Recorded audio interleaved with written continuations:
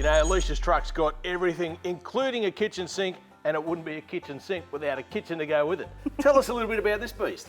Yeah, look, when I was building the actual canopy, it actually kind of got built around this. I wanted to make sure we had the best kitchen possible and found this one online, End Campgear, gave them a call. Jim and Jeanette, lovely, lovely people.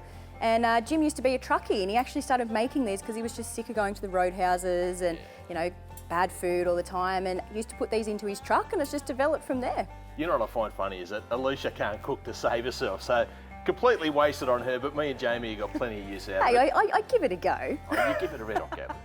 You just keep hanging in there, all right? Yeah. Look, we've been using it for a while now. What are your favourite features?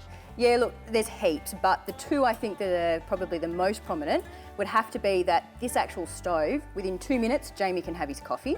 So that keeps everybody happy. Yep. And then the practical side is this little chopping board here, or big chopping board, can actually come out and be a bit like a stable table around camp. So I'm not sort of battling plates, which I'm also not real good at. Fair enough. Let's check out where we're up to.